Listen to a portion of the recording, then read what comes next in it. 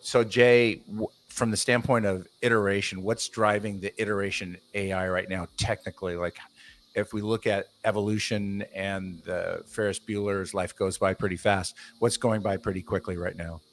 I think it is the readiness of these large language models to be applied in different areas, right? So it isn't just a trial. It isn't just a little test of, oh, here's some cool stuff. The breadth and depth of these large language models is really astounding. I think the other thing is that these providers, whether it's Microsoft or OpenAI or Google or AWS, they are also curious to see the applicability of their technology in different areas. So while we're talking about the contact center space, obviously we've applied this to the entire platform.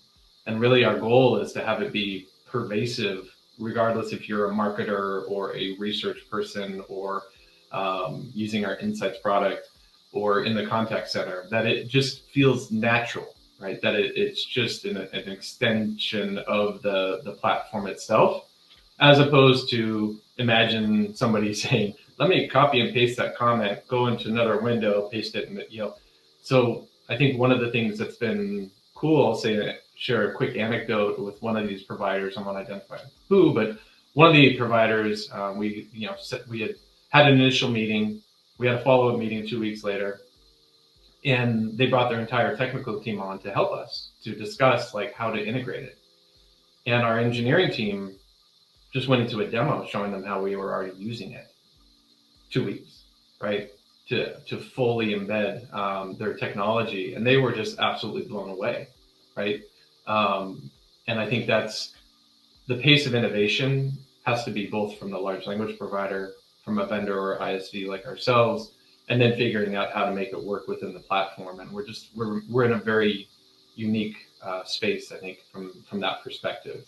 Like I said, in the wild with 50 plus customers, really hammering and utilizing this across our platform is really good.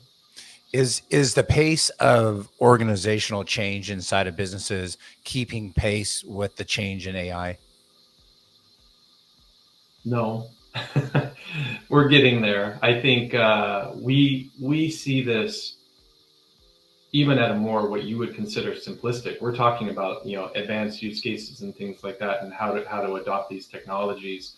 And we work with our partner community, right? So that's part of what I lead is our interactions with companies like Infinite CX in Europe or Accenture, et cetera. They are working very closely with us, and they tend to be the ones that will have that transformational discussion, right? We are a technology provider, but if you want to transform your org, sometimes it's even like, what does the resume look like for the person I need to hire to be able to manage this project, right? Because it's all net new. They don't even have the concept of what we discussed last time with being channel-less, right? Or being able to add more and more of these technologies. So I think the success of our platform or of our capabilities, et cetera, to me are described when it's self-evident how to use it. That it just becomes like just an appendage. It's something you're used to. It's just, you know how to use it. It's very self-evident from a capabilities perspective, and you trust it.